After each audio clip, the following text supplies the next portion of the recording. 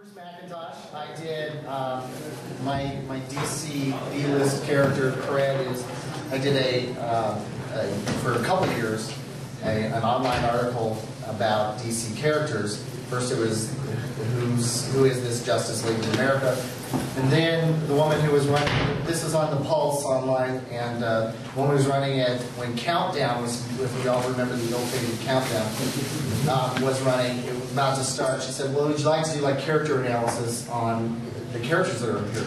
I said, "Great." Well, it started out rather short, and I was doing it very succinctly, and then it just took off. It took on a life of its own, and by the middle of it, I was doing 10,000 words on the Tangent Universe characters, which is all in here. And so by the time I was done, it was about 100,000 words. So I put it in this little book called "Riddle Me This," and it was essentially all the articles I'd written about the DC B-list characters.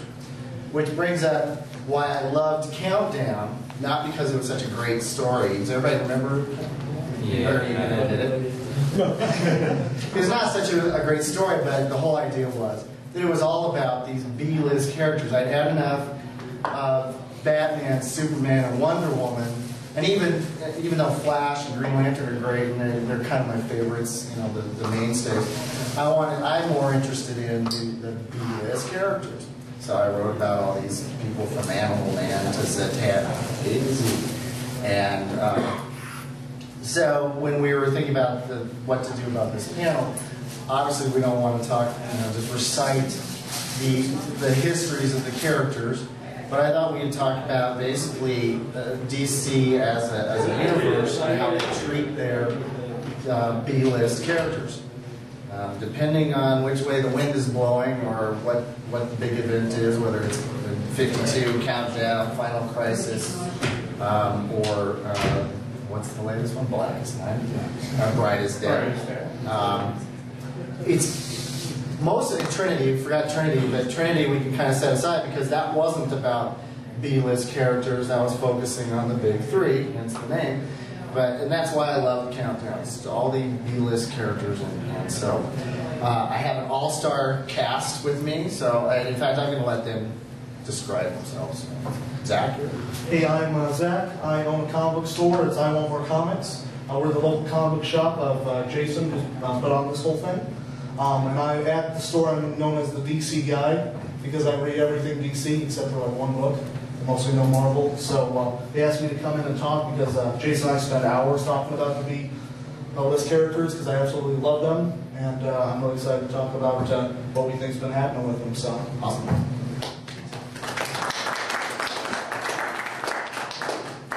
Kevin Vinson, former Mile High Comics employee. I used to own an actual store here in Colorado for a number of years, which I presented. So you're a survivor? Yes. There are a couple of areas. Refugees. Long time comic fan, long time DC fan. I've been a DC junkie for years. So my Legion of Superheroes, B-listers junior. So I'm just a big fan. I'm a big nerd. So I'm awesome. Bruce wanted me to describe myself. I'm 6 foot tall, soft. My name is David Vincent. That's Kevin, my younger brother. I worked for Mile High for 6 years. I actually worked for DC Comics for 5 years. I'm the only DC staffer who has dialogue in Kingdom Come.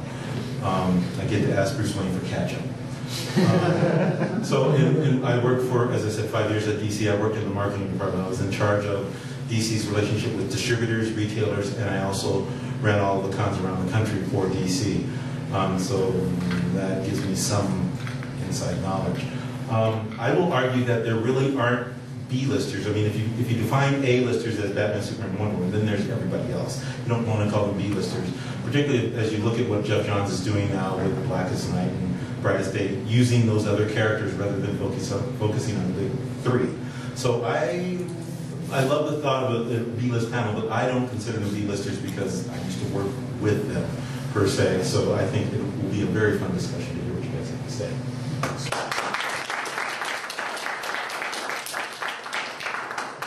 My name's Frank Romero. If you listen to the Spinner Rack, you'll know me as the Frank. So I appear on that podcast. Mile High Comics refugee, ran this store with David out in California, the largest store in North America at that time. Set up the mega store in Portland, helped set that up. Worked for Mile High, was in charge of all the retail stores for a little while, a few years. Yeah, just a lover of, I'm going to call them B-list characters, because just because I like the idea of having second bananas, kind of, the second tier, and it's the second tier that's always drawn me to comic books. So I don't read a lot of Superman or Wonder Woman. But give me a Dr. Fate comic, I'll sit there and read it all day. So, all right. That's it.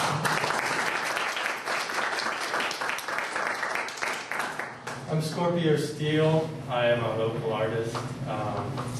All the mainstream work I've done, drawing has been for Marvel. But I really like, when I first got into actually collecting comics, like some of the first comics I got were all the Crisis on Infinite Earths, the stuff before Crisis on Infinite Earth, or Crisis on Earth 2.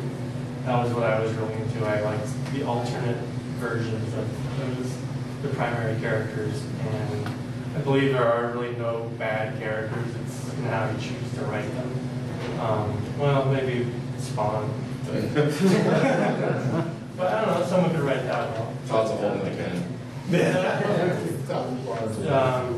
A good Spawn story could be written. It could be. It could be. So, DC. That's right. That's right. Yeah, Robbie Reed could turn you into Spawn.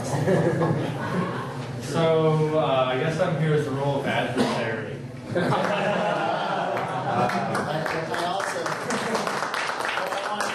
Scorpio did our Galactus flyer this year. Nicely done. Very nice work, yes. And I've been to a bunch of conventions and been passing it out, pumping up Comicfest, and everybody's just Comicfest, whatever. Who did this? This is awesome. I've got some posters to sell, so give me some money. Yeah. Back in that artist room.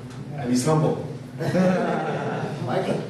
I'm Michael Newman, and I'm not sure about my geek cred for this panel, but my geek cred in general would be that I run Superhero Cinema, which is the video room over at Starfest that is 3 whole days of superhero movies and TV shows. I'm also part of the team with Bruce and Jason, kind of helping to organize Comicfest.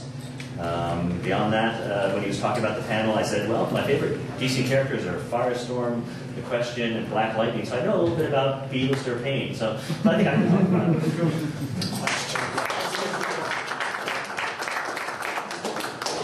Yes, say it again. I'm Brian Haig. I'm a customer at Zach's store and really into DC. And an expert on the Silver Age, too. Yes. I was on earlier. If it came out, he's right. So. That's pretty much true. Brian is going to be really humble. I've known Brian for quite a few years. Brian is also a Mile High alum. But I come by my humility honestly. I don't think I should introduce everybody in the rooms. Well, let's get started on a topic.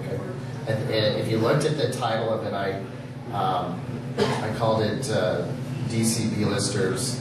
Will they still respect you in the morning? If you're a DC B-lister, will they still respect you? What does that mean?